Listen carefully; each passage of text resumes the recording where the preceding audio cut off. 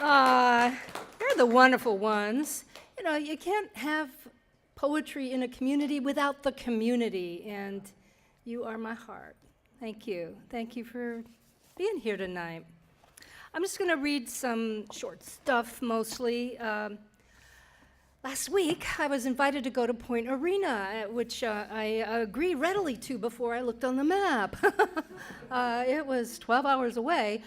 It was a wonderful drive, though, and I got to think my thoughts, and I also got to read my poetry with 4 musicians whom I've never met before. So the thing that I learned from this experience working with 4 jazz musicians is the slowdown. It's really fun. This is a poem called Direction, first published in Askew.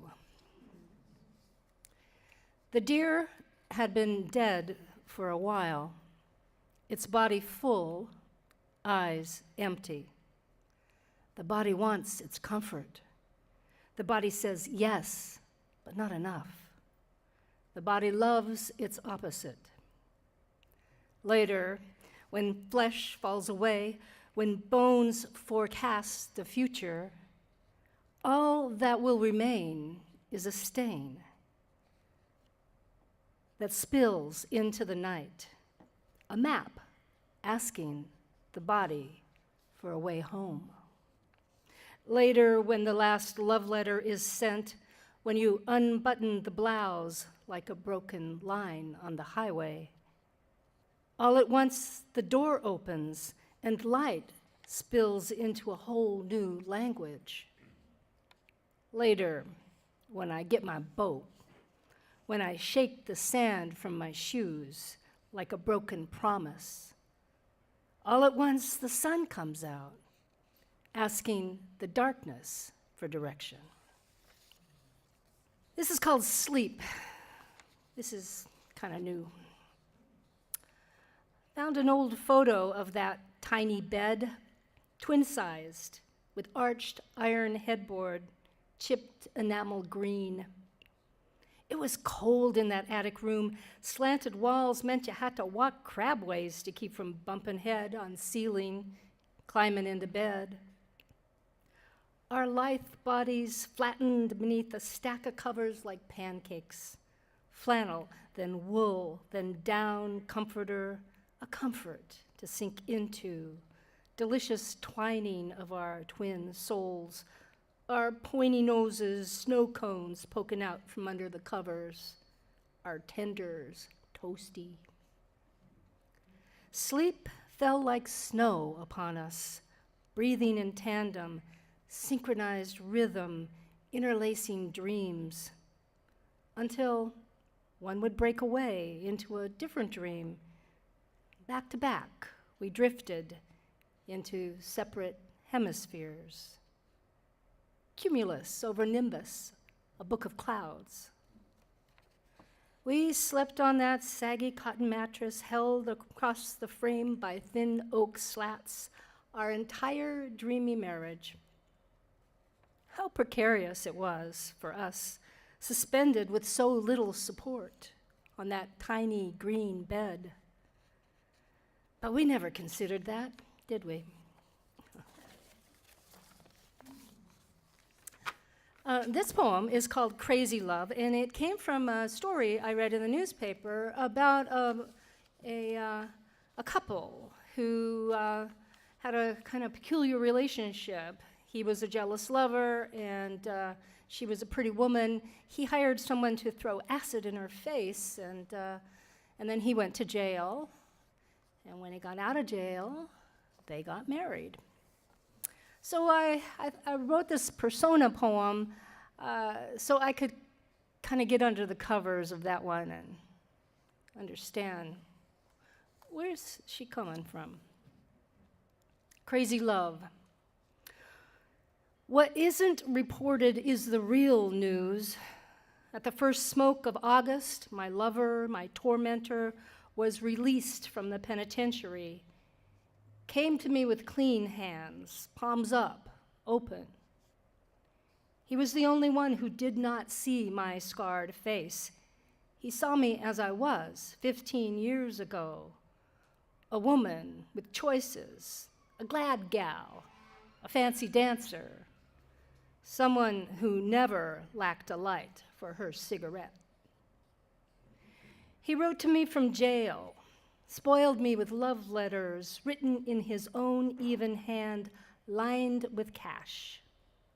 He suffered for me, repented. He was redeemed, released. I will never be released. Those same 15 years, I could come and go as I pleased, but it did not please me. My face healed from the acid burns, but scars remain. One eye blind, the other fading. People ask me, why did you take him back after what he did? I don't understand. It was an act of love, crazy love. You who have never seen what the bedclothes see will never feel the scorch of a bed on fire. I met a wonderful poet named Colette Inez in Port Townsend. This is a decade ago. We've been correspondents since then. She was born in Belgium, and she was raised as an orphan, and it wasn't until she was 23 that she found out her parents were living. Her mother was a calligrapher, a scribe in the church, and her father was a priest. So I wrote this poem as a kind of solidarity for Colette Inez because I felt like I was an orphan too, and I call this Picassos' Daughter. I was an orphan too, although my parents didn't know this.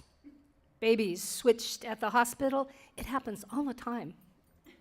My mother was a dancer, Russian, I believe. My father, Picasso, a painter, you know. They met in Bordeaux, the usual song, how can a love this good be so wrong, and so on. Grew up in the ordinary way, in a little Washington town. I wait for my parents to come. I've waited so long. Instead of summers in Spain and winters in the Ukraine, it's spring in Warden, where sometimes at night, when even sleep fails, I light a candle to the dream of who I really am.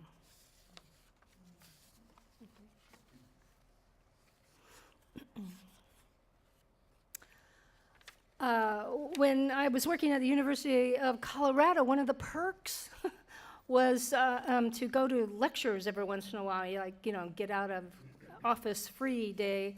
And it had a curious side effect of kind of making everybody depressed.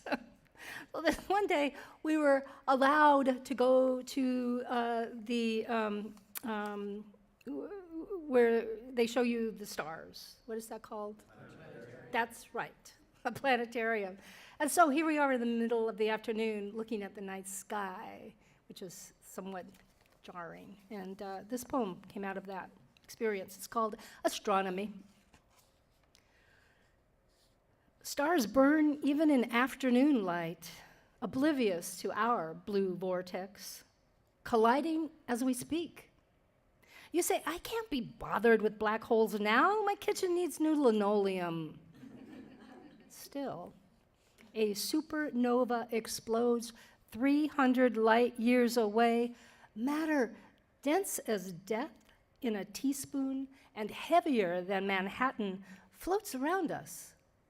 But we don't even look up. I'd like to read you a poem that came out of teaching in AmeriCorps some years ago. And the name of this poem is The Names of People, Places, and Things. Jasenia, Bethlehem, Serena, Sabir, Kelson, Cassini, Jacob, and Claire. The kids I teach are from all over. Their parents are professors, janitors, nurses, maids. They work at Kmart, Circle K, the corner cafe. They're happy families, broken families, perennially pregnant families. They're tired, tired, oh so tired. They get the kids to school, and that's a lot. Hank, Buck, John Henry and Junior, Tiffany, Katie, Angelica, Julia. Oyete chooses L to illustrate because he is sitting next to Lance, and Lance is doing L because it's the first letter of his name. Lance draws a lemon and a lion and a linebacker. Oyete draws light. His light is pale, a mixture of peach and lemon. His light is huge. He crayons off the page. Later, that evening at sunset, I see Oyete's light. Jacob draws a U on the chalk slate. I'm gonna make a unicorn, he says. He lays down an enormous elliptic triangle and colors it blue and pink. It's luminous, glowing. Ashton comes up, surveys Jacob's unicorn and says, "Here, Jacob, let me show you how you make a real artist makes a unicorn. Start with the tail." She begins her line in the corner of the chalkboard and traces a cookie cutter shape. "And this is how you make the ear," she says, making a perfect triangle on the head of her creation. Jacob looks over the drawing and proceeds to copy her, except his ear is flying off the page, not even connected to the shape. It's essence of a unicorn. It is unicorn deconstructed. His picture evokes Milton Avery, more diaphanous. It is a perfect abstract narrative. Oyete, Gange, Rabi, Raoul, Dignora, Tigran, Polito, and Paul. I've been working with Mikey for a week on his I Have a Dream speech. We look at Martin Luther King Jr.'s speech to see how it was made. We notice how he first spoke of past wrongs, then present problems, and finally his dream for the future. Each day, Mikey struggles for our half hour together to write one sentence. Finally, at the end of the week, we have the paragraph. Mikey writes, "In the past, there was racism. Presently, we do have racism. In the future, I believe there will be racism." I say to him, "You're probably right, but Mikey, where's your dream? Write your dream for the future." Mikey writes, "Maybe people will talk to each other to find out why they're racist." Mikey, Mikey, Mikey, Mikey. Jesus, Jonathan, Jacob, and Jamie. Bethlehem started school late this semester. Her family spent last year in Nigeria. She's 8 years old, a second grader, but doesn't know the alphabet. Well, maybe she knows it, but she forgot. Her hair is neatly braided in tiny cornrows. She shines with enthusiasm for reading. She tells me she had such a good idea last night for a story that she couldn't sleep. "What's it about?" I ask. "It's about a butterfly," she says. "It's an adventure story." Niao, Natasha, Nitsan, Evelyn, Lance, Lamont, Lena, and Max. The kids I teach are from all over. Their parents are from Mexico, Taiwan, Brooklyn, South Dakota. They moved here from Israel, Spain, Tibet, Vietnam. They've lived in Colorado all their life. They've only been here a year. They go back in the summer. They'll never see that ocean again. They send money home. They're lucky to be here. The kids are learning to read. Jasenia, Bethlehem, Serena, Sabir, Kelson, Cassini, Jacob, and Claire, Hank, Buck, John Henry and Junior, Tiffany, Katie, Angelica, Julia, Oyete, Gange, Rabi, Raoul, Dignora, Tigran, Polito, and Paul.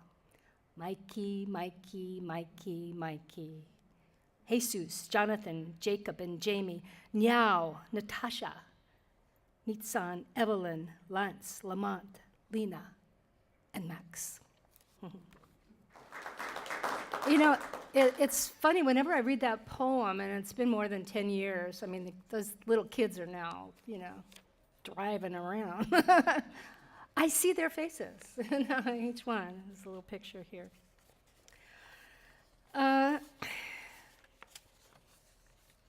This is a pantoum. For those of you that like to play with form, this came out of a song, and it's a backyard poem, Summer Pantoum. Summer sky, a bruise, a thumbprint of heat.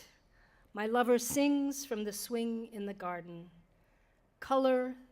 Grass the color of an old brown bag at his feet. His song blooms like a rose, like an ache. My lover sings from a swing in the garden, a song so lonesome and tender and fine. His song blooms like a rose, like an ache. The long horizon, a smoky blue line. A song so lonesome and tender and fine, while stars burn white hot in the night. The long horizon, a smoky blue line. Summer sky, a bruise, a thumbprint of heat. This final poem is called Full Moon Synesthesia, and it's for Buddy Wiles.